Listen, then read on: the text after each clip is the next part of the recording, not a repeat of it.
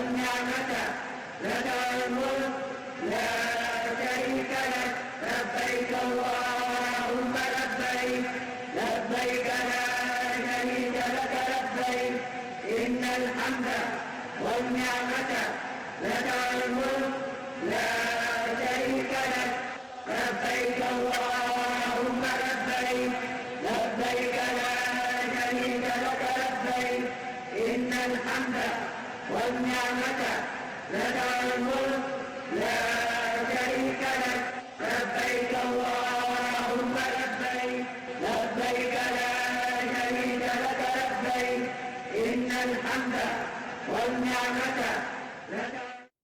نبينا بنور هدينا محمد نبينا بنور هدينا. More ad hoc committees are being inaugurated by the National Hajj Commission of Nigeria (NACON) as preparations for the commencement of airlift operations for this year's Hajj gathers momentum. The committees are those for accommodation in Mecca and Medina, feeding, hand luggage monitoring, tents and mashair, and transportation. How sincere and how dedicated you serve. While inaugurating the committees in Abuja, NACON Chairman Barrister Abdullah Mukhtar Muhammad urged members of the committees to discharge their duties diligently and make the interests of the pilgrims a priority. You are organizing a service to people who are not part and parcel of the discussion and negotiation of what they want, how they want it, but you have been given the trust to do that on their behalf. Then you have to do it with fear of God. And if you are discharging it, you have to discharge it with all your strength, energy, and everything. He further called on them to ensure that all service providers meet contractual obligations. Some key functions of the committees include, among others, allocating rooms to pilgrims, provisions of meals, maintenance of sanitation and security. The inauguration came after the conclusion of a 3-day induction program organized by NACON for all members of the committees.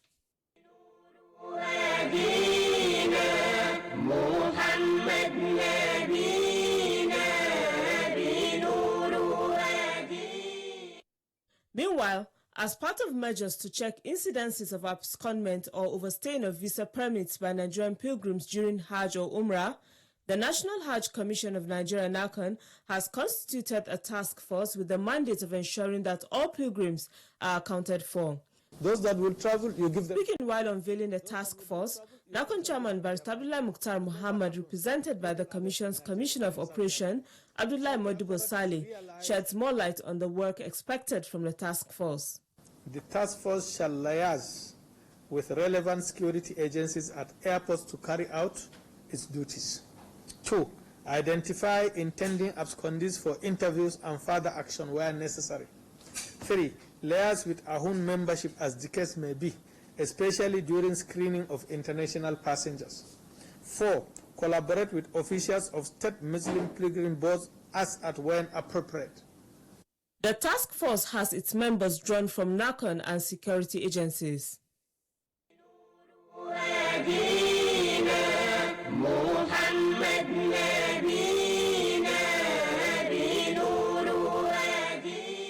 You can also reduce this picture by going to the same resize again. In a related development, NACON has mounted a training program for tour operators.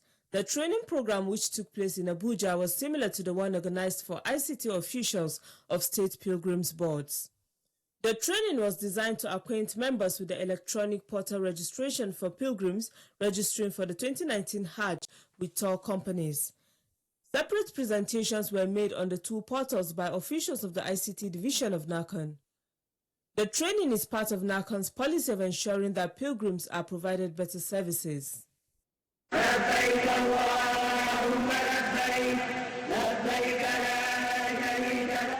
Are you below the age of 40 and yet to perform the Hajj? If yes, tune into this program on NTA Network Service at 10 p.m. on Monday, 1st July 2019. Watch the program and log on to NACON Facebook page at Nigeria Hajj.com on 2nd July 2019 and take part in a quiz competition you stand the chance of winning a big prize sponsored by the United Arab Emirates Embassy in Nigeria. Give it a try.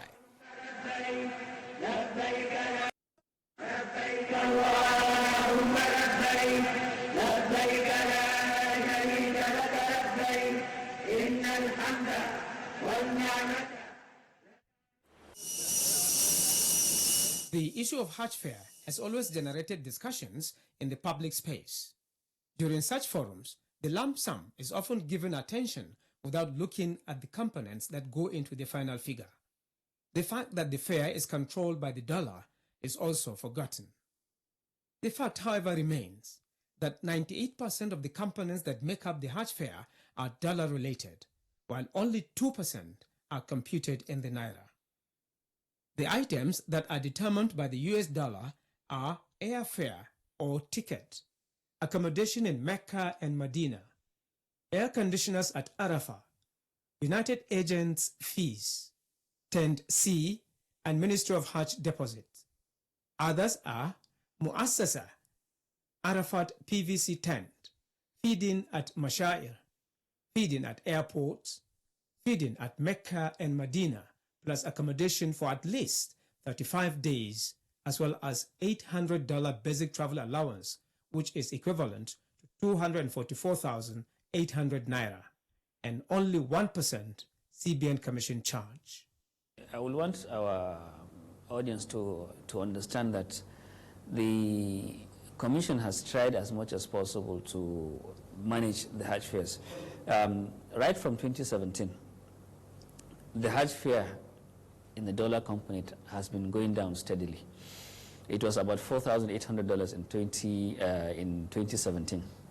It came down to about the range of $4,300 to $4,500 in 2018, and this year it's about the same, the same range. For the year 2019, the initial Hajj fare for prospective pilgrims from the 36 states of the Federation, including the FCT and armed forces, was pegged at 1.5 million naira.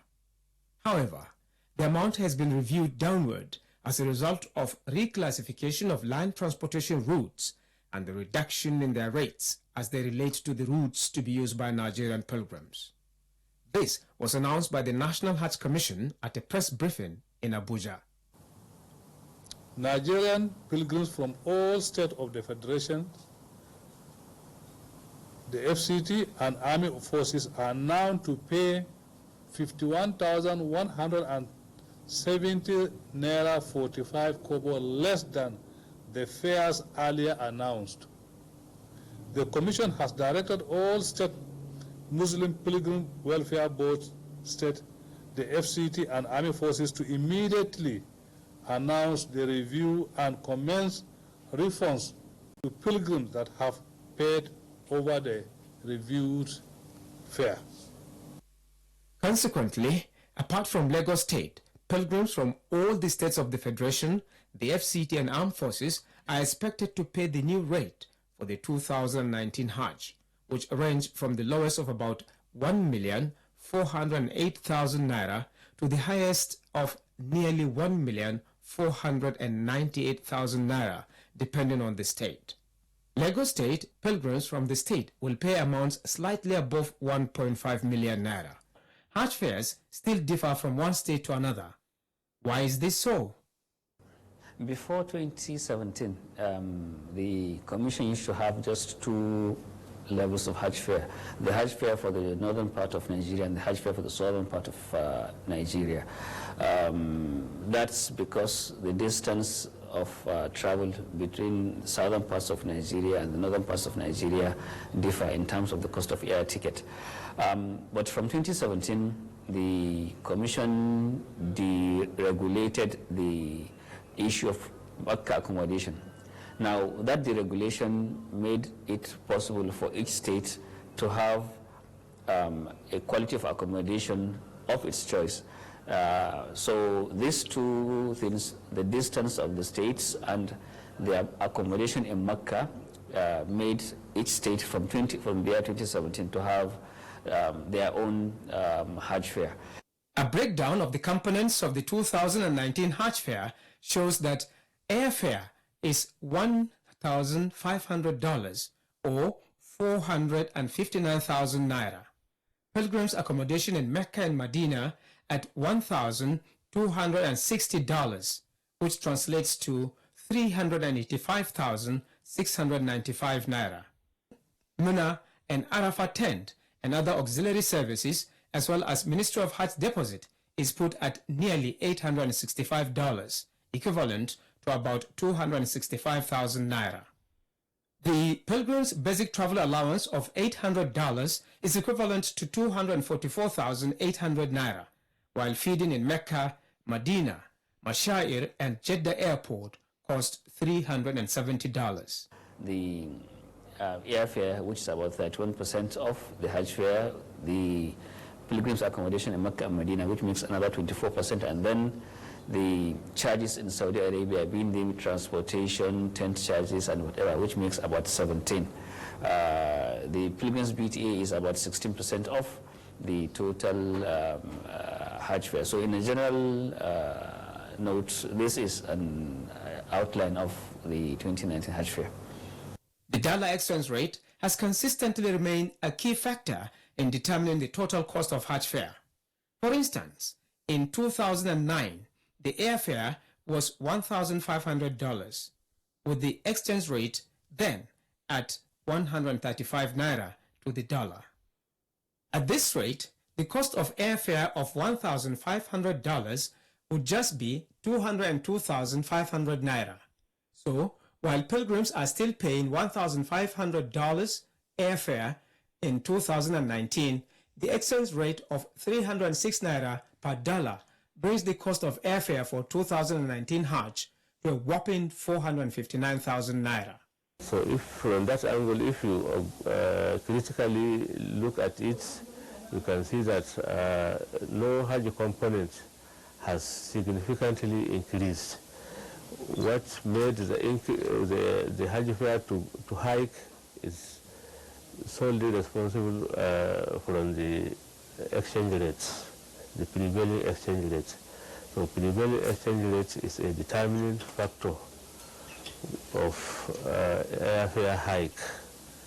The increase in exchange rate is also reflected in other dollar-related components of the Hajj fare. Nakan is conscious of this and has taken measures to mitigate the effect of the increase in the exchange rate over the years by negotiating with service providers both in Nigeria and in Saudi Arabia. That's why we had to, after the signing of Memorandum of Understanding with the Saudi authority in December, we had to go into pre-contract agreement with our service providers in Saudi Arabia, with the airlines here in Nigeria, that they would maintain the charges as that of 2018. And this go a long way to make sure that we're able to stabilize the price. The Naira-related charges, which make up the 2% of the Hajj fare, are in respect of the following items: development fee, uniforms, suitcases, yellow card, registration form, as well as administrative charges for states and NACON. The NACON and the states, we have only two charges. Administrative charge of less than 5,000 naira. And that's the Hajj Development Levy, which the Commission collects for the development of departure centers across the country. It's not even meant for the Commission. It's for the development of the various Hajj camp, transit camp across the country. Because, as it is, we can no longer depend on the federal government to fund some of these projects. Because the federal government too has a lot. That's why we use that as alternative source of fund to be able to give the pilgrims the best right before they leave Nigeria. If you go across some of the departure zones, you will see development of hotel-like accommodation being put up in some of these centers. These are from this fund that is being paid by pilgrims. NACON is successfully managing the US dollar components, and a consistent reduction has been achieved, which led to the current Hajj fare of a little more than 1.4 million naira, as against the widely speculated 1.8 million naira. الله ربنا هو الإله له من الأسماء ما اصطفاه الواحد الحي كذا المليك. Welcome to the quiz segment. Our question last week was, the 11th, 12th and 13th of Zulhajj is the period pilgrims stay in Mina. By what name is the period known? The correct answer is Ayamun Tashriq. The winner of last week's quiz is Ruqayya Bala Ibrahim of number 68 Mohammed Bernu Street, Jos, Plateau State.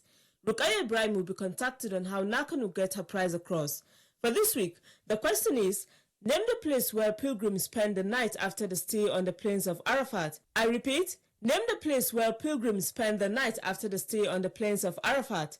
Text your answer to the number showing on your screen. The winner will be the first person whose correct answer is received.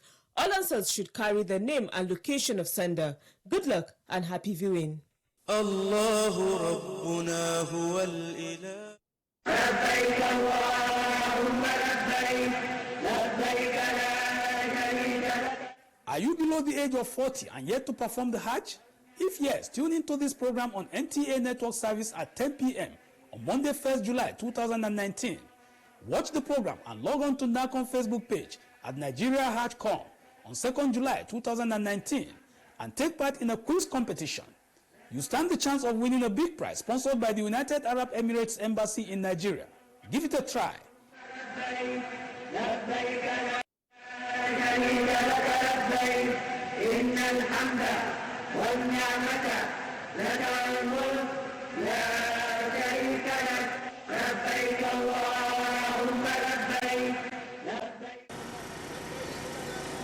Declaring intention and assuming the state of Ihram is one of the pillars of Hajj or Umrah. Pilgrims must be in the state of Ihram before crossing a point called the Miqat. How should pilgrims make the intention? What are those acts allowed or prohibited after assuming Ihram? Being that it is haram for you to spray perfume. On Hajj Talk tonight, Dr. Muhammad Tukur Adam Al-Mannar provides answers to these and other questions. There are three categories of Hajj. We have At-Tamattu, we have Al-Qiran, then Al-Ifrat. So all these categories or types of Hajj, no any intending pilgrim will start them without starting with Al-Ihram. Al-Ihram is, uttering the type, the intention. So it has a place where those intending pilgrims are expected to go and utter their intention there. Like we have Al-Juhufa, for example, for West African, including Nigeria, is a station where they should go and utter their, intention. Any intending pilgrim that did not,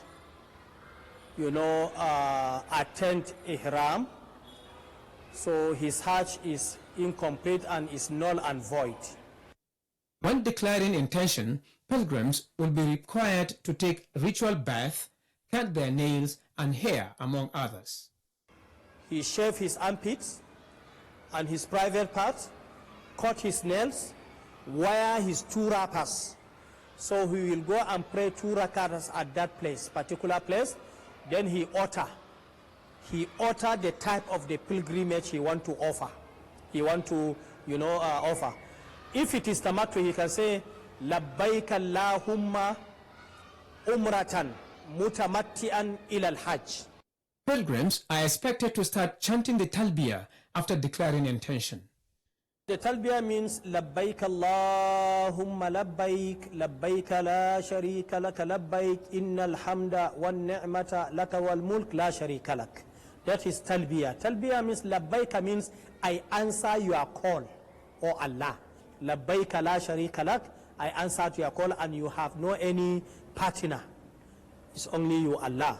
La sharika lak, innal hamda, all the praises, wan ni'mata and bounties, laka, they are from you. Wal mulk, all the power is for you, Allah. So as if you are declaring that the oneness of Allah, that Allah is one and the only one who has no any partner. You are refreshing your tawheed. When pilgrims are in their ihram, they are prohibited from having sexual intercourse with their spouses, hunting of animals, using scent on their body or on the white garment, cutting their hair, nails, or anything on the skin, as well as engage in vulgar talks or arguments. What happens when pilgrims violate these rules intentionally or unintentionally? Allah has forgiven the ummah of Muhammad sallallahu alaihi wasallam on all the actions they did out of forgetfulness or mistakes or under duress. So they are forgiven. But doing it intentionally is not allowed. So the penalty there is to sacrifice ram. However, pilgrims can wear wristwatches and rings. Rings and eyeglasses, earpiece, using umbrella during sunny, weather, and belt, to support the wrapper that he put on his body, and all those are not prohibited; they are allowed. Dr. Muhammad Tukur Adam advised prospective pilgrims to seek knowledge of Hajj and Umrah in order to earn themselves Hajj Mabrur.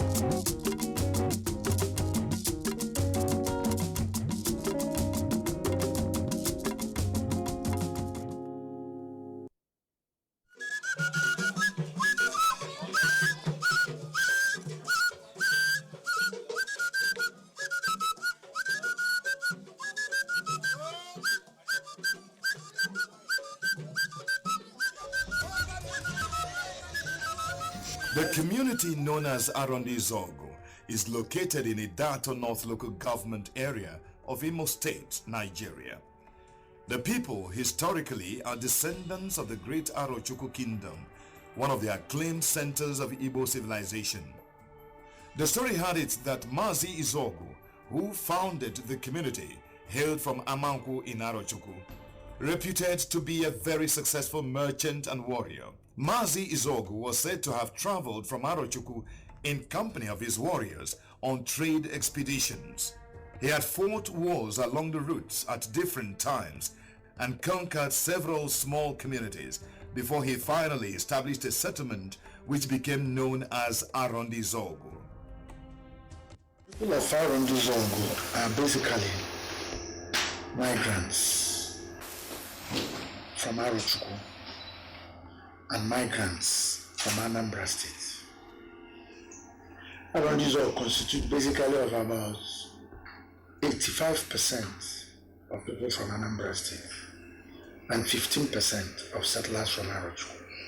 The name Arondi Zogu was derived from a combination of three words, Aro, Ndi, and Izogu, which literally means Izogu and his people from Aro. This was because Mazi Izogu would always ensure that he firmly secured his conquered territories by appointing his warriors from Arochukwu to be in charge. With the passage of time, Mazi Izogu appointed one of his trusted servants and warrior, Mazi Iheme, as regent of the new settlement. Mazi Iheme settled in Arondi Izogu with his household and only returned to Arochukwu periodically to pay homage to his master, Mazi Izogu. His Royal Highness Eze Ndubisi Kano and Mazi Nath Obaji, a renowned scholar and historian, explain further on the origin of the community. Izogu, if you want to know Izogu, it's a name of a person. But when you include Aro there, it means a people. When you get to Arochukwu, we have 19 villages in Arochukwu. Of these 19 villages, all those in diaspora has a village in Arochukwu. Just like Arondi Izogu, we are from Amanku in Arochukwu. So, others, like the Ajalis, we have Ojari in Arochukwu. That's where they belong. And so on and so forth. The man, Izogu, who founded this land, who fought for this land, who owned this land, is an Aru man and was an Aru man. He hailed from Amanku in Arochukwu. Arondi Izogu is predominantly a farming community. They produce a variety of crops such as rice, palm fruit, and others. But yam remains the king of all the crops, which explains why it is being celebrated. Arondi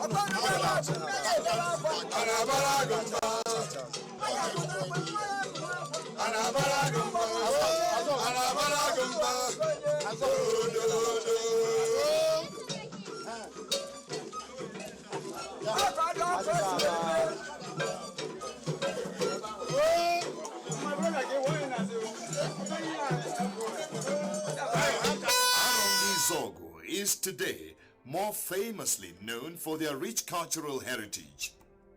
One of such is the EKG Festival, which has gained both local and international recognition as a major tourism destination.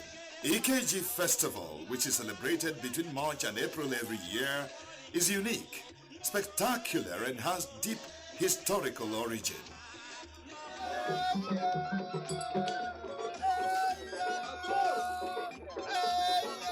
Over the years, EKG Festival has become a kind of cultural renaissance for the people of Arondi Izogu, Aros at home and in diaspora, friends and tourists who travel from various parts of the world to witness the great celebration.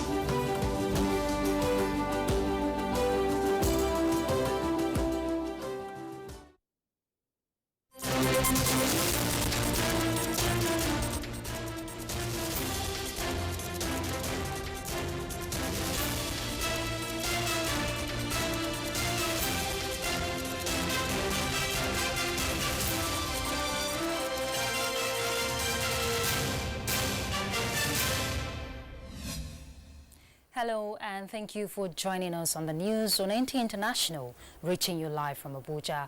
I am Ruth Aguele. Let's begin with the headlines. Presidency directs immediate suspension of Ruga project's implementation by Federal Ministry of Agriculture. Presidential election petitions court dismisses application of People's Democratic Party for extension of time to join issues with All Progressives Congress motion. Plus, Association of Nigerian Physicians in the Americas engages Chairman, Nigerians and Diaspora Commission for innovations in traditional healthcare system.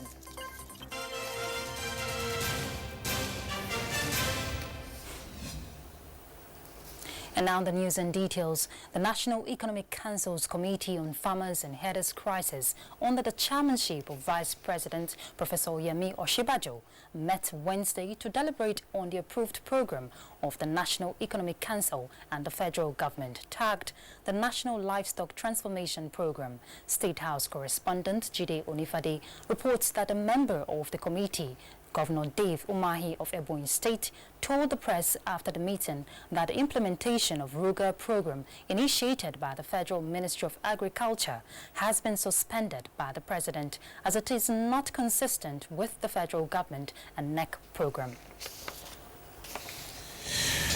We are aware that today that Mr. President has suspended the implementation of Ruga program initiated and being implemented by the Federal Ministry of Agriculture and Natural Resources because it is not consistent with the NEC and federal government approved National Livestock Transformation Plan, which has programs of rehabilitation of displaced IDPs resulting from the crisis and also development of ranching in any willing state of the Federation. The word is willing state of the Federation. The National Livestock Transformation Plan, its beauty is that what NEC and federal government approve is a voluntary program to all the 36 states who may like to participate. So it's not compulsory, it is for any state that is willing. We came to the program. Any state that is interested in this program is required to bring up a development plan that is keyed towards the implementation in line with our own program here that is unique to his state based on the challenges that he has in respect of the crisis. That's the section of this subcommittee, or the committee. And in other news, President Muhammadu Buhari has urged electricity distribution companies to work harder in injecting more resources and technical expertise to improve supply of electricity across the country. Special Advisor to the President on Media and Publicity, Femi Adesina, in a statement says the President is assuring the companies that the federal government will sustain efforts in building transmission infrastructure. President Buhari, who received a delegation of Edo State Council of Traditional Rulers and Chiefs led by the Oba of Benin at the State House, called on Nigerians to show more understanding with the discourse and federal government as more expertise and resources would be committed to improving electricity. The President said the supply of gas for transmission has improved over time, and with the collective effort of the Transmission Company of Nigeria and discourse, the power situation would be made better. In his remarks, the Oba of Benin congratulated the President for winning the 2019 elections, urging him to utilize the opportunity to improve the livelihood of the people, particularly issues that directly impact on development like electricity and road infrastructure. And Vice President Professor Yemi Oshibajo will be representing President Muhammadu Buhari at the 25th anniversary of the liberation of Rwanda. A statement by the Senior Special Assistant on Media and Publicity, Office of the Vice President, Laolu Akonde, states that Professor Oshibajo would join other African leaders and heads of state expected at the occasion scheduled for Thursday, July 4 in Kigali, which would reflect on the end of the genocide in 1994. The Vice President, who would be accompanied on the trip by senior government officials, leaves for Kigali and is expected back in Abuja on Thursday. And now to the judiciary. The Presidential Election Petitions Court has dismissed the application of the People's Democratic Party and its candidate, Atiku Abubakar, asking for an extension of time to join issues with the All Progressives Congress motion filed on 15th May 2019. In a unanimous judgment of the 5-panel of justices led by Justice Mohammed Garba gave the verdict this Wednesday in Abuja. Delia Tumbi reports. Issues before the Presidential Election Petitions Court for determination brought by the PDP and its candidate Atiku Abubakar is whether the proceedings on June 11, where the APC moved its motion filed on 15th May, and the withdrawal of the one filed on the 14th May 2019 without prior notice to the petitioners, where the PDP orally objected to the motion as recorded by the court, was not an infringement on the right to fair hearing of the petitioners. The PDP joined issues with the APC on the motion filed on the 14th of May 2019, but failed to join issues with the APC on the motion filed on 15th May 2019, duly served on the petitioners on the 16th May 2019, and merely raised objections without filing counter affidavit and address as required by law. With paragraph 47 subsection 4 of the 5th schedule of the Electoral Act, parties have 7 days to join issues with each other from the date of filing the motion. With this development, on the 11th June 2019, counsel to the APC Lateef Agbemi SAN withdrew the motion filed on the 14th May 2019, where the PDP joined issues with it and elected the one filed on 15th May 2019. In the motion, the APC is asking the court to dismiss the petition of the PDP challenging the victory of President Muhammadu Buhari in the February 23rd presidential election for failure to join the Vice President Yemi Osinbajo in the suit. It is in the light of this that the PDP and its candidate brought the application on the 18th June 2019, pleading with the court to give them the opportunity to join issues with the APC on the matter. Though the extension of time is at the discretion of the court, Justice Mohammed Garba said it must be granted judiciously and judicially based on cogent reasons adduced. The Presidential Election Petitions Court observed that the PDP in its application did not adduce any reason for its failure to join issues with the APC on the matter. For this reason, the 5-man Presidential Election Petitions Court dismissed the application of the PDP. The court also reserved ruling on the APC motion, which went unchallenged by the PDP and was not objected to by the 2 other respondents to the point of delivering its judgment on the petition. This verdict ends the pre-hearing session, and hearing on substantive matters commences this Thursday. In Abuja, Dele Atumbi, NTA News.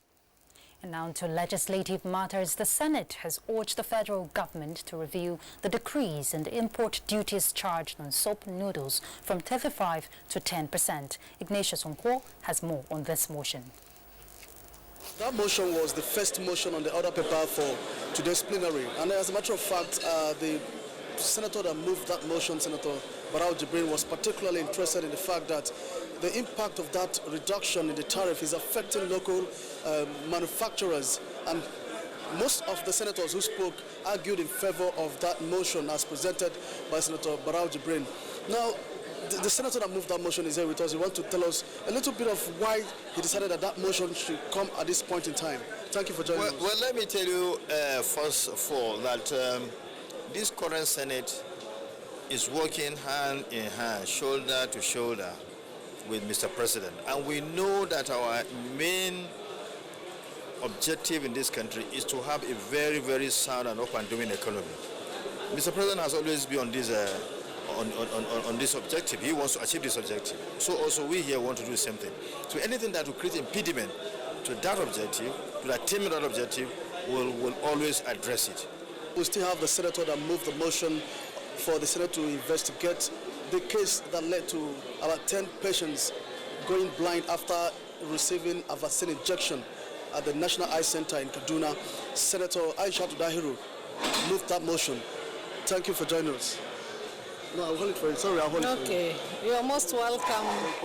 Yes, I moved that motion because it is really shocking to have read that 10 Nigerians who went to one of our great national hospitals in this country, the National Eye Center Kaduna, went blind. And they went to that hospital unaided and then went blind after giving Avastin injection treatment. Well, the Senate also resolved to investigate the alleged case of physical abuse by Senator Elisha Abo, and the committee is expected to report its finding in 2 weeks. And plenary turns rowdy at the House of Representatives Wednesday while Speaker Femi Gbajabiamila read out names of nominees for minority leadership positions. National Assembly correspondent Lami Ali has a situation report. Letter I have here. Pursuant to Order 7, Rule 8, Mr. Speaker, Honorable Unduli, Honorable Unduli Elumelu, Minority Leader, Honorable Tony Okechukwu, Deputy Minority Leader, Honorable General Minority Whip,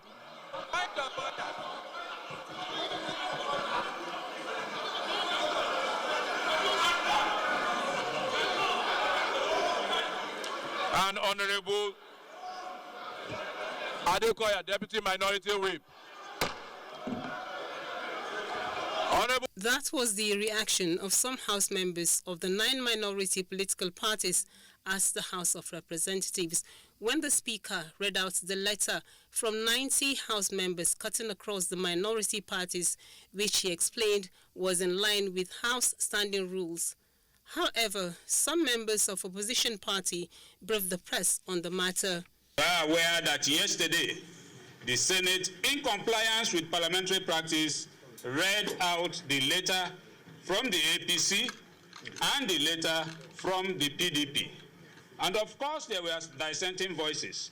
And the Senate President, in his wisdom, advised senators who are aggrieved to go back to their parties, conclude the issues, and as soon as he receives any other correspondence from any of the parties, that he will also read same on the floor. However, and very unfortunately, in the House of Representatives, the reverse is the case. The situation led to adjournment of plenary to Thursday. The House is adjourned till 11 a.m. tomorrow.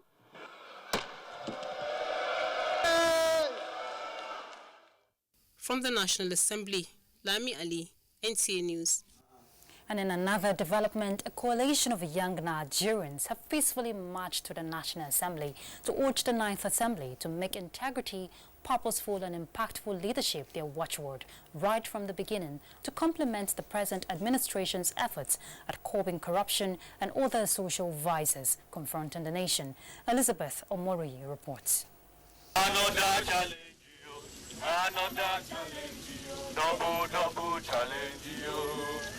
This march by young Nigerians under coalition is to advocate integrity, transparency and good governance from the legislative arm of government.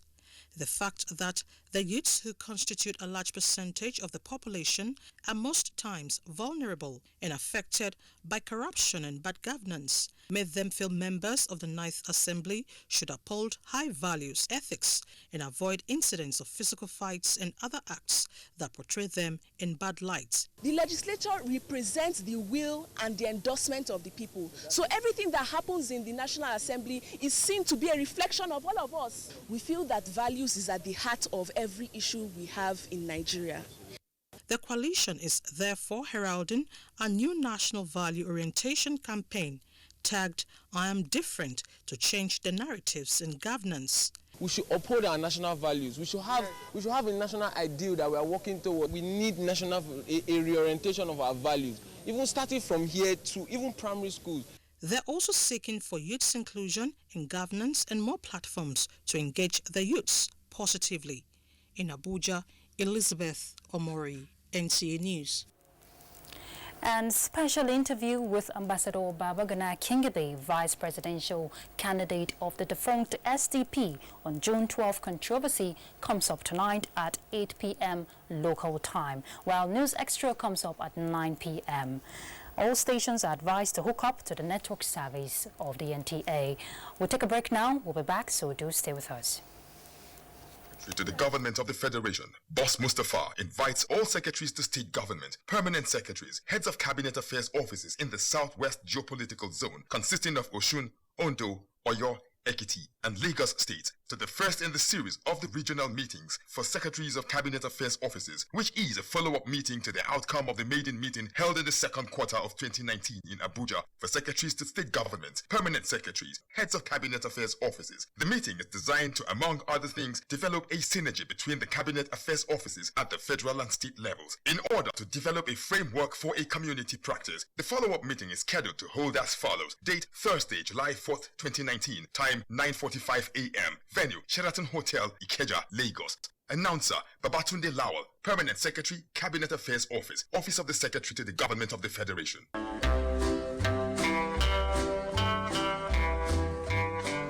With heavy hearts, we announce the death of Honorable Haske Francis Hanania, which occurred on Tuesday, 25th June 2019. The funeral arrangement is as follows. Thursday, 4th July, wake keep at LCCN Church, St. Paul's Cathedral along Abuja Kefi Expressway, Nyanya, time 4 p.m. Friday, 5th July, corpse leaves National Hospital Abuja to Yola by air and then proceeds to Hong local government area for lying in state at General Hanania's residence, time 7 a.m. Saturday, 6th July, funeral service at LCCN number 1 Hong and interment at Central Cemetery Hong, time 10 a.m. Announcer H.A. Hanania for the family.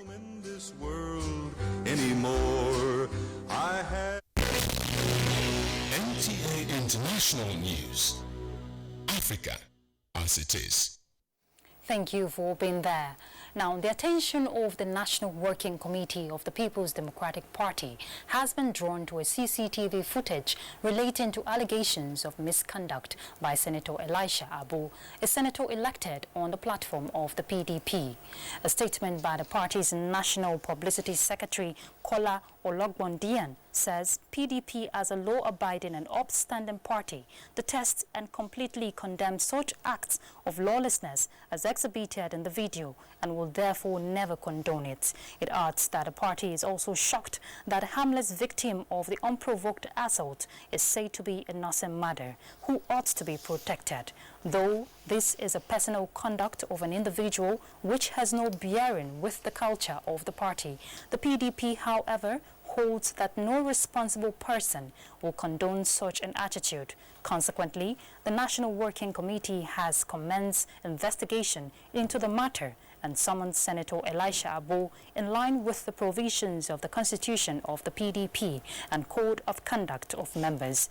In the same vein, the party has taken note of the immediate action taken by the Senate and therefore assures Nigerians that it will always stand on the side of justice and will never spare a thought in taking action on any of its members found wanting, particularly those elected or appointed into public offices. And the Inspector General of Police, Mohammed Adamu, has ordered a comprehensive investigation into the circumstances surrounding the alleged assault on a Nigerian lady by a serving senator, Elisha Abu. The IGP specifically directed the Commissioner of Police FCT Command, Bala Chiroma, to provide a personal and round-the-clock supervision of every facet of the investigation, including the forensic analysis of the video currently in circulation, as well as the actions and inactions of the policeman seen in the video footage. A statement by the Force Public Relations Officer Frank Umba says the IGP assures the citizens of utmost professionalism by the police in handling the matter and promise that the force will ensure that justice is done irrespective of who is involved. Meanwhile, the Commissioner of Police FCT CP Bala Chiroma has already established contact with the victim of the assault and has commenced investigation in earnest into the case. Now, ahead of the 25th Nigerian Economic Summit, the Ministry of Budget and National Planning has inaugurated a joint planning committee to facilitate the smooth staging of the summit. Olayinka Ojo reports that the theme for the 2019 summit, which holds later in the year, is Nigeria 2050, Shifting Gears.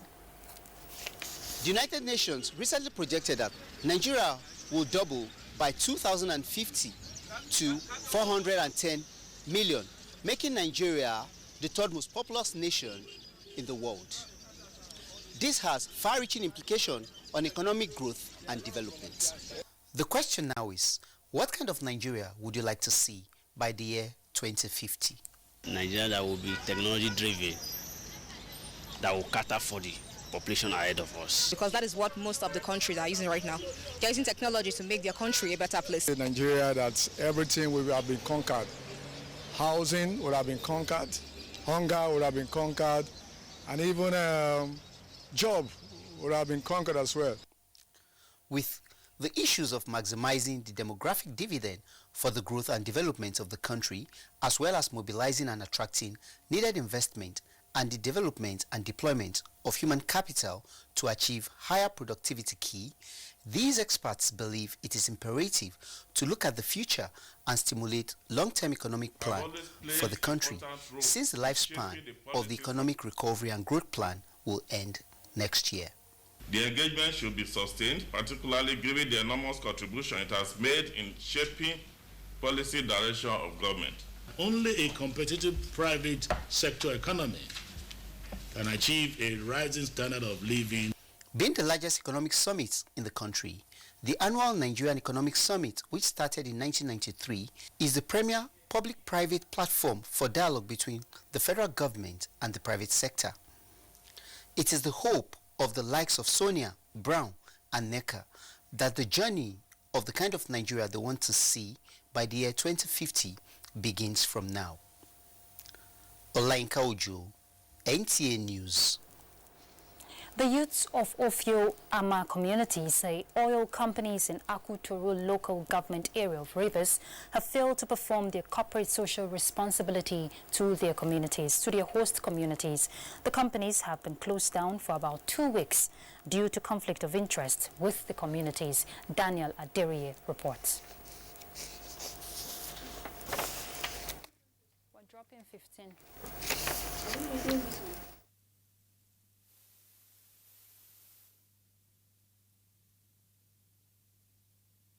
We seem to have audio challenge there, but we'll definitely bring you that report in our subsequent bulletin. Now, maritime and commercial activities were almost grounded at the Apapa Seaport in Lagos following the nationwide strike by maritime workers. They are demanding, among others, prompt payment of over 1 year's salary owed government-appointed stevedores and dock workers. Michael Olale reports. This is Apapa Seaport portraying an unusual atmosphere. Workers have done toed and restrained those on business from entering the ports. The maritime workers are taking the step due to what they described as the refusal of the international oil companies to adhere to the constitutional provisions on the role of dock workers. The Nimasha Act of 2007, Section 27, stated clear who handled discharge and loading operations in the port, jetty, terminal, and oil platform. Even somebody who is not a registered civil dock worker cannot do that job. So the major bone of contention is they refuse to pay the stevedores who would have in turn paid the dock workers in their pool. Aside the prompt payment of salaries owed as condition for suspending the industrial action, the workers raised concern on the implications of these companies handling certain operations unilaterally. Having jetties without eye would threaten the security of this country because you wouldn't know what the vessels are bringing in. Beyond the agitation of these maritime workers, the financial implication of the industrial action cannot be quantified. This is because the maritime sector accounts for a sizable percentage of the nation's revenue. Transportation is all about turnover. As much as you enter the port to pick cargo, so also you make your money. But if you are stagnant, it will retard your business and your profit. The workers are calling on relevant agencies to intervene in the interests of the dock workers who can no longer cope with daily financial demands. In Lagos, Michael Olale, NT News. The slogan, "You can't beat the reach" of the largest television network in Africa, NTA, is not just talking about the radios the signal covers, but the combination of distance and quality. The quality of its content formed a magnetic field that attracted the management of Cameroon Radio and Television to the NTA, requesting for partnership that will help it get some content for the people of Cameroon. Adebola Brooksland's Sunday was at a meeting between the two broadcast outfits in Abuja.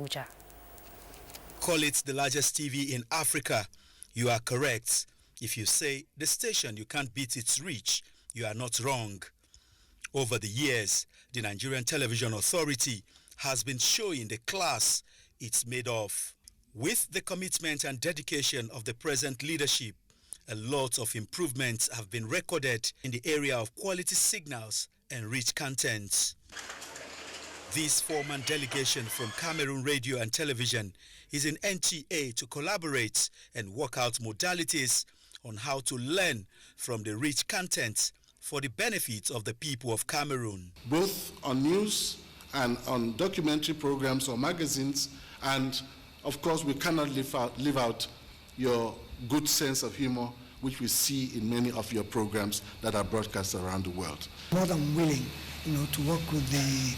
As a big brother, the Director General of the NTA, Yakubu Ibn Muhammad, gave a nod to the requests. It's going to be a different ball game altogether. From now, moving forward, we will be happy, to have this a practical relationship, not only on paper.